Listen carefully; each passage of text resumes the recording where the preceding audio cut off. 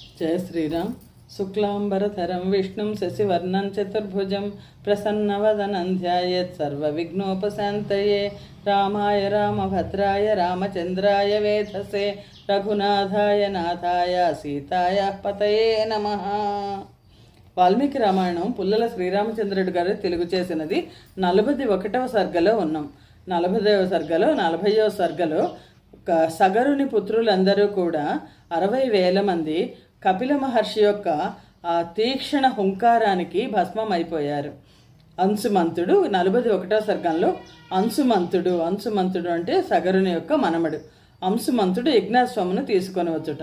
విశ్వామిత్రుడు తదుపరి గాథను ఇట్లా చెప్పాను. రఘునందన, తన కుమారులు వెళ్ళి చాలా కాలమైనదని గుర్తించిన సగర చక్రవర్తి మనుమడు అంశుమంతునితో, నీవు సూర్యుడవు, విద్యలన్నీ నేర్చినవాడవు, తేజస్సుచే పూర్వపురుషులతో సమానుడవు, నీవు వెళ్ళి నీ పినతండ్రుల జాడను అశ్వమును అపహరించిన వాని జాడను తెలుసుకొని రమ్ము. భూమి లోపల నుండి ప్రాణులు పరాక్రమము మహాప్రమాణము కలవై ఉండును. వాటిని సంపుటకై ధనుస్సును అస్త్రములను తీసుకుని వెళ్ళము. నమస్కరింపదగిన వానికి నమస్కారము చేయుచు, విఘ్నములు కలుగచేసిన వారిని వధించుచు కార్యమును సాధించి తిరిగి వచ్చి నా యజ్ఞమును పూర్తి చేయము అని బోధించి వానిని పంపెను.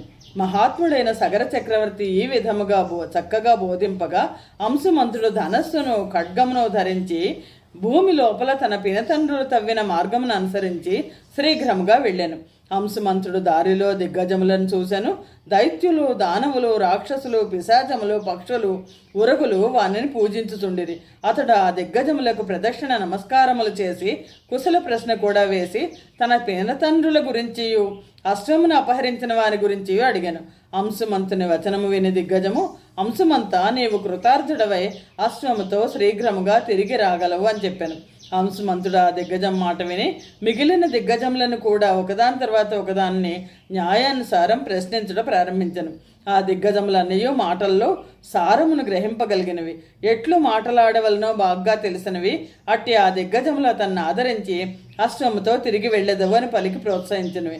ఆ దిగ్గజముల మాటలు విన్న తర్వాత శీఘ్రముగా వెళ్ళుతూ తన పినతండ్రులైన సగర కుమారులు భస్మరాశిగా పడి ఉన్న చోటికి చేరాను. ఆ భస్మరాశిని చూచి వారు మరణించినందులకు చాలా బాధపడుతూ ఏడ్చాను. దుఃఖముతో ఏడ్చుతున్న అంశుమంతుడు అతడు దగ్గరనే మేయిచూ తిరుగుతున్న యజ్ఞాశ్వమును చూచాను. సగరపుత్రులకు జలతర్పణములు ఇవ్వవలనని తలచి ఉదకమునకై అన్వేషించగా అతడు జలాశయమేదియూ కనపడలేదు. పిమ్మట అతడు నలువైపులా చూడగా అతడు పక్షిరాజు, వాయు సమానుడు, పినతండ్రుల మేనమామయగు గరుత్మంతుడు కనబడెను.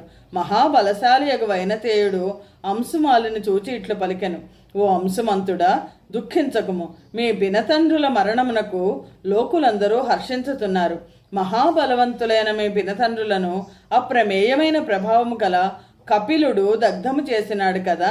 వీరికి లౌకికమైన ఉదకము ఇచ్చుట యుక్తము కాదు. హిమవంతుని జ్యేష్ఠపుత్రికయగు గంగానది జలములలో మీ పినతండ్రులకు జలతర్పణములిమ్ము. ఆ లోకపావని భస్మరాసులుగా చేయబడిన వీరినందరినీ పవిత్రింపజేయును.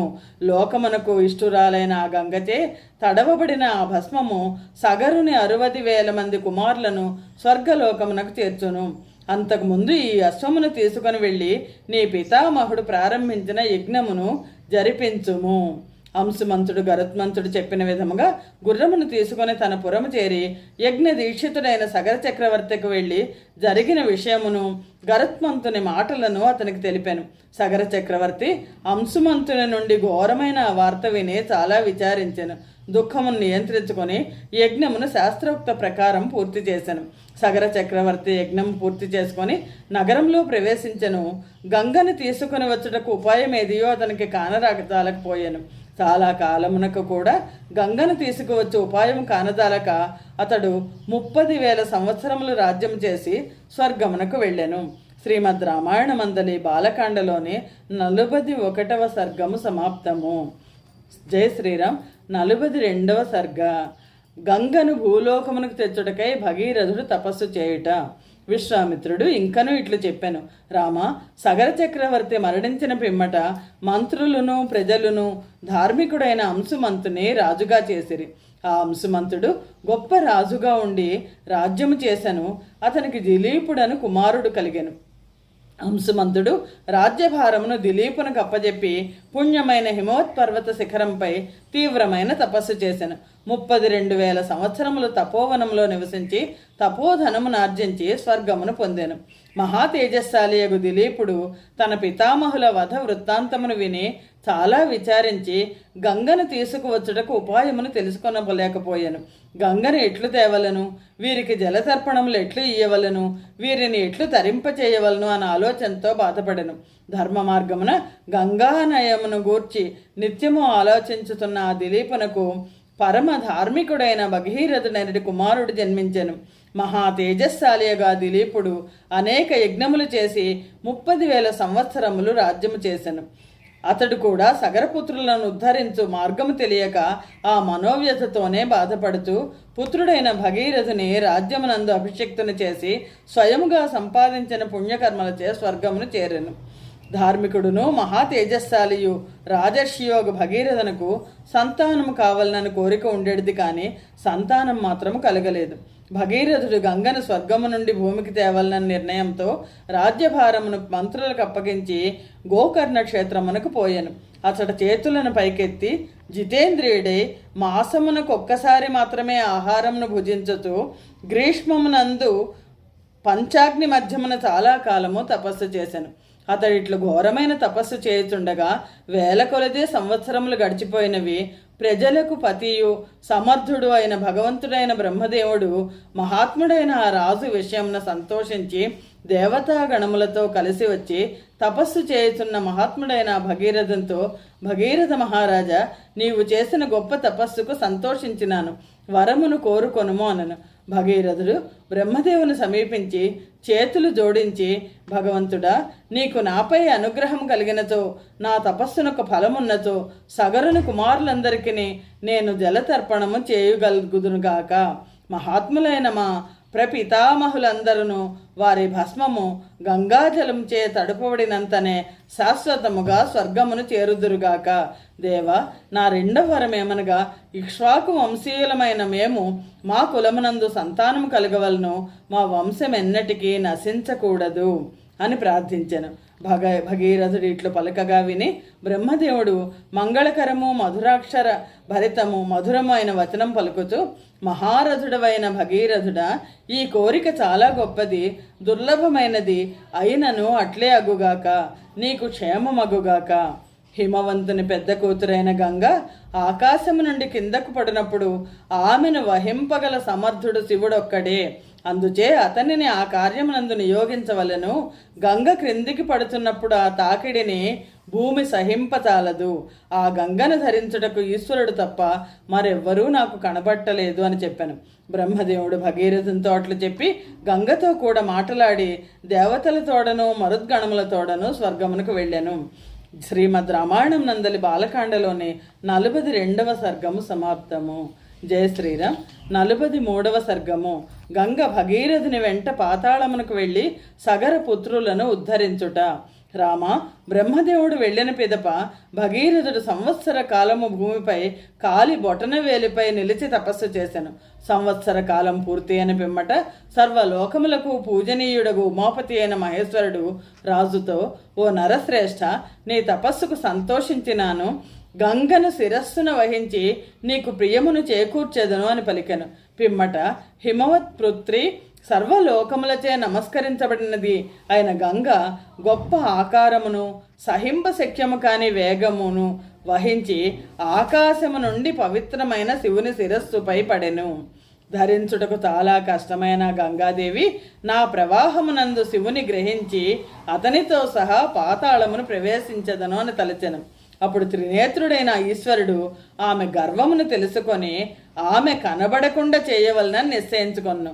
పవిత్రమైన గంగ హిమోత్పర్వతముతో సమానమైనది జటామండలమనడు గుహలు కలది అయిన శివుని పవిత్రమగు శిరస్సుపై పడినది.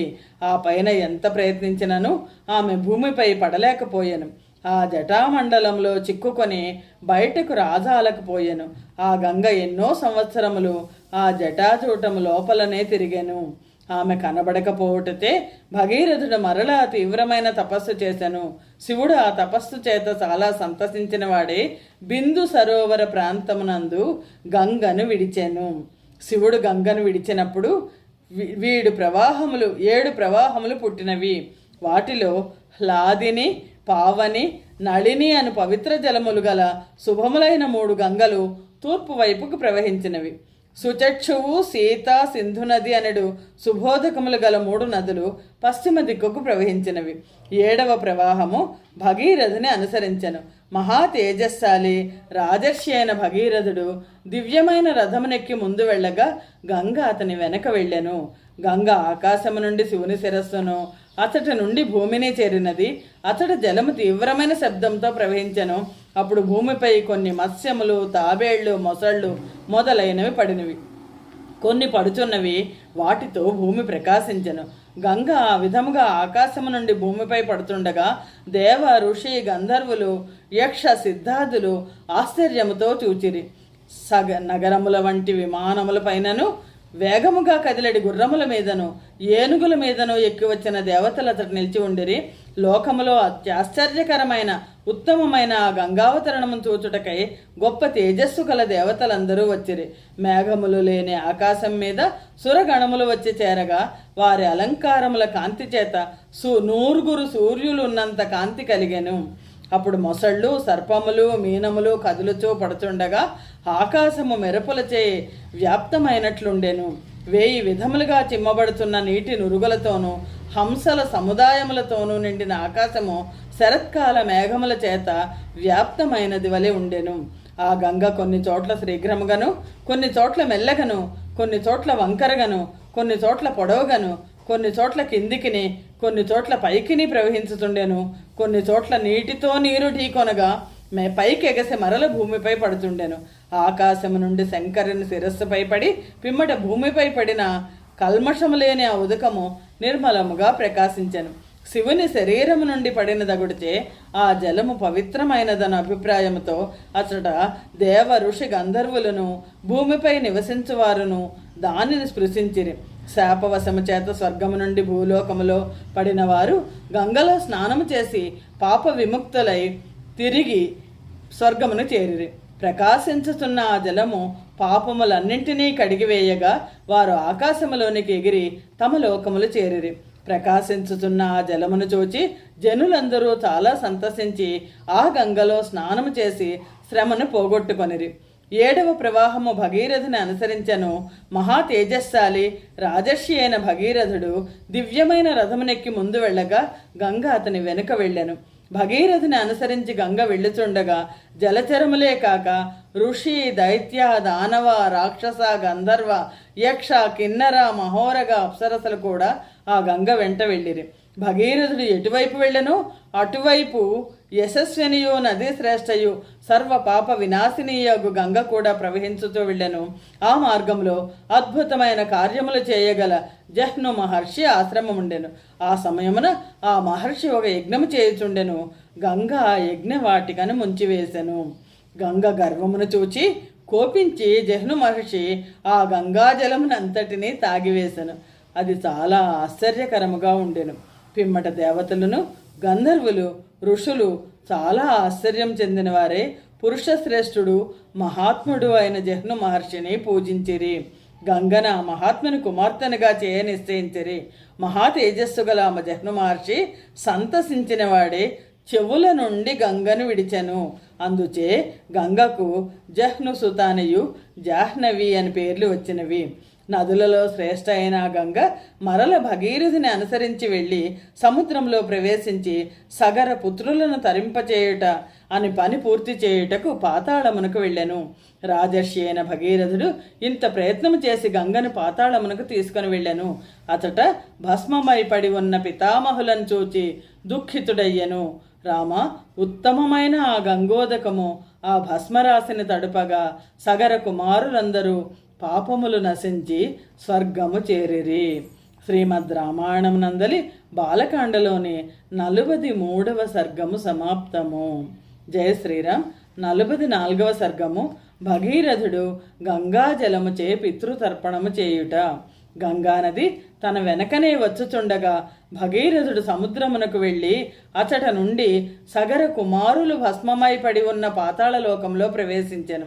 గంగాజలము భస్మమును ముంచెత్తిన పిమ్మట సకల లోక ప్రభు అయిన బ్రహ్మదేవుడు భగీరథంతో, రాజా, మహాత్ముడైన సగరుని 60,000 మంది కుమారులను తరింపచేయబడిన వారై దేవతల వలె స్వర్గమునకు వెళ్ళినారు. లోకములో సాగర జలమున్నంత వరకును సగర కుమారులు దేవతల వలె స్వర్గములో ఉండగలరు. ఈ గంగ నీకు పెద్ద కుమార్తె కాగలదు. నీ పేరుతో సంబంధించిన భాగీరథి అని పేరుతో లోకమునకు ప్రసిద్ధి పొందగలదు. గంగ త్రిపథగ అనియు భాగీరథి అనియు ప్రసిద్ధి పొందును. 3 మార్గములను అనగా స్వర్గలోక, భూలోక, పాతాళలోక మార్గములను తన ప్రవాహముచే పవిత్రింపచేయుచున్నది కాన ఈమె త్రిపథగామిని అని చెప్పబడును. భగీరథ, ఈ గంగాజలముతో నీ పితామహులందరికీ తర్పణములు చేసి నీ ప్రతిజ్ఞను నిలుపుకొనుము. గొప్ప కీర్తి కలవాడు, ధార్మికులలో శ్రేష్ఠుడు అయిన నీ పూర్వపురుషుడు సగర చక్రవర్తి కూడా ఆనాడు ఈ కోరికను తీర్చుకొనలేకపోయాను. లోకములో సాటిలేని తేజస్సు గల అంశుమంతుడు కూడా గంగను తీసుకురని రావాలనడి ప్రతిజ్ఞను పూర్తి చేసుకొనలేకపోయాను. రాజర్షియు గుణవంతుడు, మహర్షులతో సమానమైన తేజస్సు కలవాడు, నా వంటి తపస్సు కలవాడు, క్షత్రియ ధర్మమును అవలంబించినవాడు, మంచి తేజస్సు కలవాడు అయిన నీ తండ్రి దిలీపుడు గంగను తీసుకొని రావాలని కోరిను, కానీ తీసుకొని రాలేకపోయాను. పురుషశ్రేష్ఠుడా, ఆ ప్రతిజ్ఞను నీవు దాటగలిగినావు. లోకములో చాలా మెచ్చుకొనదగిన గొప్ప కీర్తిని పొందినావు. నీవు గంగను కిందికి దింపడం వలన గొప్ప ధర్మ ప్రతిష్ఠ చేసిన వాడవైనావు. స్నానోచితమైన గంగాజలమునందు నిత్యము స్నానం చేసి పవిత్రుడవై పుణ్యాత్ముడు వగుము. రాజా, నీ పితామహులందరికీ జలతర్పణము చేయుము. నీకు క్షేమమగ్గాక నేను వెళ్ళదను, నీవు కూడా నీ లోకమునకు వెళ్ళుము అని పలికాను. సమస్త లోకములకును పితామహుడైన బ్రహ్మదేవుడు ఆ విధముగా పలికి స్వర్గలోకమునకు మరలి వెళ్ళాను. గొప్ప కీర్తికల భగీరథుడు సగర కుమారులందరికీ క్రమానుసారముగా శాస్త్రమును అనుసరించి జలతర్పణములు చేసి పవిత్రుడై తన పురమున ప్రవేశించెను. ఈ విధముగా చరితార్థుడై తన రాజ్యమును పరిపాలించెను. భగీరథుడు రాజుగా ఉండుటచే లోకమంతయు సంతోషించెను. భగీరథుడు కూడా కోరిక తీరుడిచే శోకము మనస్తాపము తొలగి సుఖముగా ఉండెను.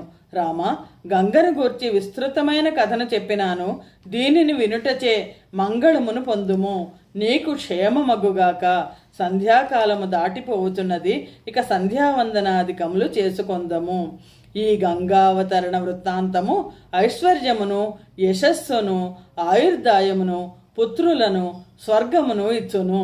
దీనిని బ్రాహ్మణులకు, క్షత్రియులకును, ఇతరులకును వినిపించువాని విషయమున అతని పితృదేవతలను, దేవతలను సంతోషించెదరు. పవిత్రమైన ఈ గంగావతరణ కథను వినువాడు సమస్త కామములను పొందగలడు. అతని పాపములన్నయూ నశించును. ఆయుర్దాయము, కీర్తి వృద్ధి పొందును. శ్రీమద్ రామాయణం నందలి బాలకాండలోని 44వ సర్గము సమాప్తము.